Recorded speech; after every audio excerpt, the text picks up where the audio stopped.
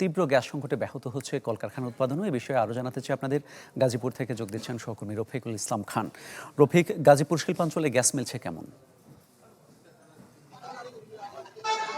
মামুন, শিল্পাঞ্চল এবং সিএনজি স্টেশনের কথা যদি বলি, আসলে বাণিজ্যিক যে সমস্ত গ্যাসের লাইন রয়েছে সবগুলো স্টেশনে এবং যে সমস্ত গ্যাস ভিত্তিক শিল্প কারখানা রয়েছে চরম আসলে গ্যাস সংকটে ভুগছে। আমরা বিভিন্ন শিল্প কারখানায় গিয়ে দেখেছি যেখানে 10 PSI গ্যাসের প্রেশার থাকার কথা, সেখানে কিন্তু 1 কিংবা সোয়া এমন পাচ্ছে শিল্প কারখানাগুলোতে। আর যে সমস্ত সিএনজি স্টেশন রয়েছে সেই সমস্ত সিএনজি স্টেশনে কিন্তু 200 থেকে 250 300 গ্যাসের প্রেশার পাওয়ার কথা, সেইখানে কিন্তু আমরা দেখেছি 50 কি 60 গ্যাসের প্রেশার রয়েছে। এমন অবস্থায় যে সমস্ত আসলে যানবাহন রয়েছে, যানবাহনে গ্যাস নিতে এসে অনেকেই নিচ্ছে, আবার অনেকেই ফেরত যাচ্ছে। কারণ যদি গ্যাসের প্রেশার কম থাকে সেই ক্ষেত্রে কিন্তু গ্যাসের পরিমাণ কম ঢুকে এবং বাতাসের পরিমাণ বেশি ঢুকে, এমনকি জানিয়েছে আমাদের চালকরা।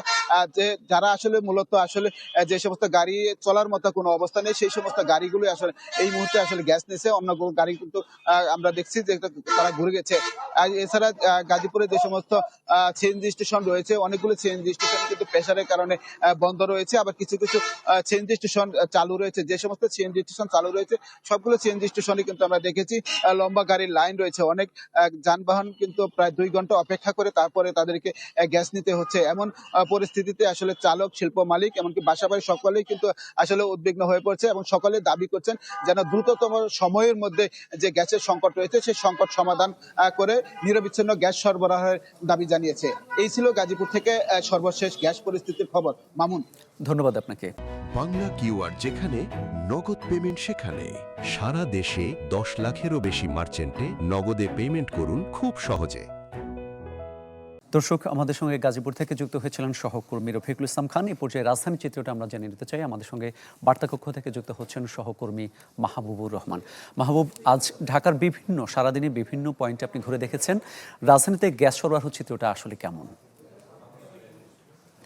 মামুন, ঢাকা শহরের বিভিন্ন গ্যাস ফিলিং স্টেশনে কিন্তু আমি সকাল থেকেই আজকে গিয়েছি এবং যে কয় জায়গায় গিয়েছি সব জায়গায় একই চিত্র দেখতে পেয়েছি। আমরা সিএনজি চালকদের সাথে কথা বলছিলাম, তারা আমাদেরকে যেটি জানাচ্ছিলেন তাদের ভিতরে কিন্তু হতাশা কাজ করছে। কারণ বেশ বড় একটা লম্বা সময় ধরে কিন্তু গ্যাসের যেই সংকট সেটি কিন্তু চলছে এবং সেই হতাশার জায়গা থেকে আমাদেরকে বলছিলেন যে তারা এই গ্যাসের জন্য তারা গ্যাস ফিলিং স্টেশনে এসে অপেক্ষা করছেন 5 থেকে 6 ঘন্টা, কিন্তু সেই গ্যাসটা যখন তারা পাচ্ছেন সেই গ্যাস দিয়ে তারা 1 ঘন্টাও গাড়ি চালাতে পারছেন না এবং যাত্রী উঠিয়ে গাড়ি থেকে সেই টাকাটা তুলে নিয়ে আসবেন সেটা কিন্তু তারা পারছেন না। এবং এই যে ইনকাম যে কমে যাওয়ার যেই প্রভাব সেটি কিন্তু তাদের পরিবারের উপরেও কিন্তু পড়েছে এবং যে সকল যাত্রী রয়েছে যারা ঢাকার ভেতরে এক জায়গা থেকে আরেক জায়গা থেকে যারা যাতায়াত করেন, অফিস কিংবা বাচ্চাদের স্কুলে নিয়ে যান, তারা কিন্তু সিএনজি পাচ্ছেন না। কারণ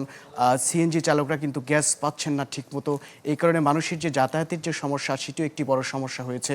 এবং আরও একটি বিষয়, যেটি আবাসিক যে সকল গ্রাহক রয়েছে বাসা বাড়িতে, তাদের যে বিষয়টি দেখা যাচ্ছে যে সকালবেলা 9টার থেকে যারা অফিসের উদ্দেশ্যে বের হতেন নাস্তা করে, ঠিক তারা সেই সময়টাতে গ্যাস পাচ্ছেন না। তাদের যে দৈনন্দিন জীবন, প্রাত্যহিক জীবনের যেই রুটিন, সেই রুটিন কিন্তু নষ্ট হয়ে গিয়েছে এবং সব কিছু মিলিয়ে যেই সেই গ্যাস সংকটের যে প্রভাব সেটি কিন্তু ঢাকায় বেশ গভীরভাবে লক্ষ্য করা যাচ্ছে এবং মানুষের মধ্যে হতাশা। তারা বলছেন যে এত দীর্ঘ সময় গ্যাসের যে সংকট, এটি তাদের জীবদ্দশায় অনেকেই বলছেন যে স্মরণকালের সবচেয়ে লম্বা সময় ধরে গ্যাসের সংকট হয়েছে এবং সরকারকে দ্রুত এই সমস্যা সমাধানের জন্য তারা কিন্তু আহ্বান করছেন।